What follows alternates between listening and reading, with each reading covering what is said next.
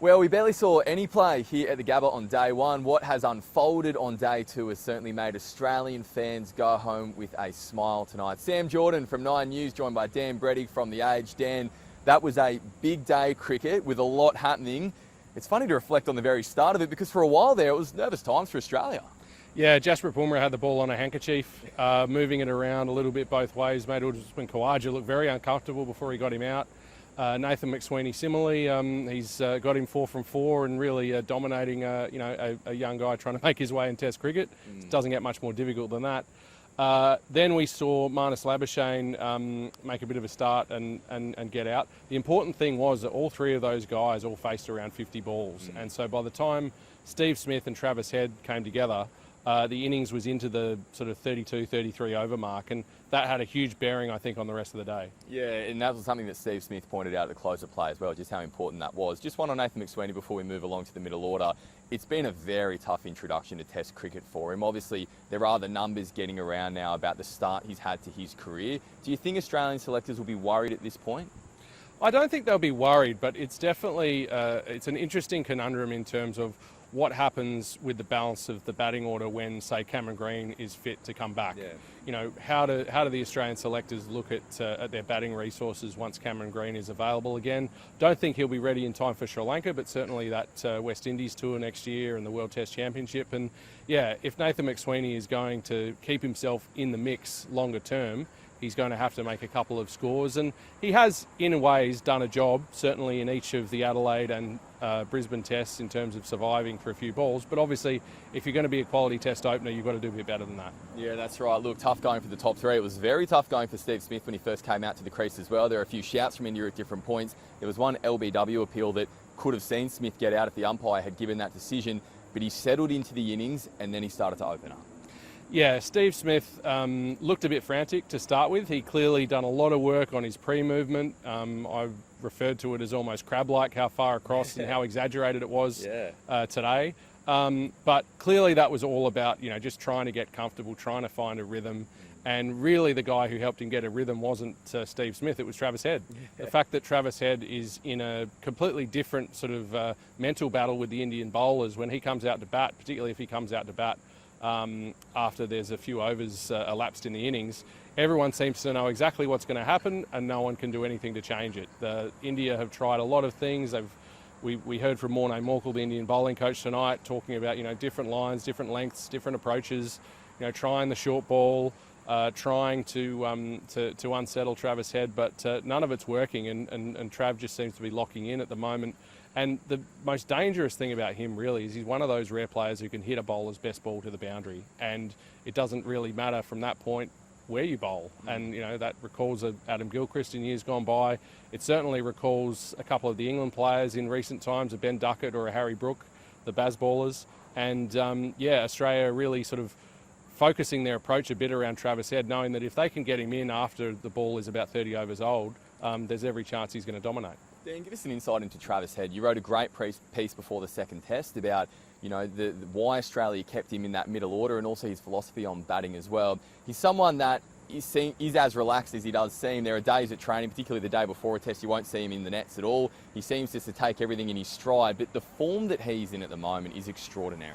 Yeah, well, I think a lot of it comes down to the fact that the Australian team has stopped trying to change him, that they have since 2021 accepted that he's an attacking player. He's not someone who's going to do things by the textbook. Don't expect him to try and hang around and make 100 in 6 hours. Let him make 100 in 2 or 3 hours and really try to change the game that way, and work your batting order around him with a few more orthodox players. And it's interesting, comparisons have been made between him and some other great South Australian left-handers down the years, Darren Lehman, Wayne Phillips, David Hooks, of course. And all of those players played in an era where there was, I think, a greater accent on orthodoxy and on playing batting in Test cricket a certain way. There's a lot more freedom of thought around Test cricket these days, as we know from Bazball, as we know from what Australia have certainly been trying to do since 2021, and that's only helped Travis. Well, I might get the numbers wrong. You might have to pull me up on this, but I think Steve Smith's first 50, something around 128 balls. It was very slow going. That second 50 that he posted today, almost a third as fast. It was about 57 balls, if I'm not mistaken. He made the joke when he was speaking at the close of play alongside Travis Head, that he said, I kept up with him for a little while in that second 50, but that was the importance of Travis Head's role. It allowed Steve to get moving and chase down that 33rd century that's eluded him for so long. Yeah, you could see him finding fluency as the innings went on. I think he was in the 30s when he hit a straight drive down the ground. I can't remember another boundary that he'd hit previously in the series where he'd actually hit one well. There'd been a few edges and nicks down to fine leg and etc. So, yeah, you could really see his fluency coming back as the innings went on. And the way that he went to his 100 to hit another great drive down the ground and then flick around the corner to move to his century, that looked like the Steve Smith in control that we've come to know. And spectators used to come to the ground expecting a Steve Smith 100.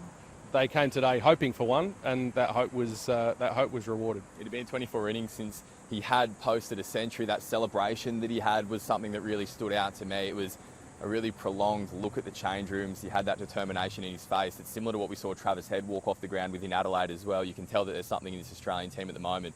As the lights start to turn off at the Gabba too, look, there's a few more things we've got to chat about before we go there. Alex Carey's knock before stumps, very important. A quick partnership with Pat Cummins that moved past 50. Carey's 45, not out at the moment. And Australia are now building a big first innings total, which is very important when you consider the weather over the next few days. We did this here on 9 News in Queensland. There's a chance of flash flooding in Brisbane over the next few days. Where do you think this game currently sits for Australia, particularly tomorrow morning, if they can get on and get a session in before we may have some showers? I think it's score as many runs as they can as quickly as possible. Alex Carey to have a good go. You're right, he started really proactively, really aggressively tonight and kept the momentum going after Travis Head in particular got out. But I don't think they'd want to bat for too long. They'd be conscious that, yes, there's extra overs scheduled for the last 3 days, but as you say, the rain, the weather around, I don't think Australia would be wanting to go to Melbourne 1-1 with India, knowing the record that India have got in Melbourne and in Sydney over the last couple of tours.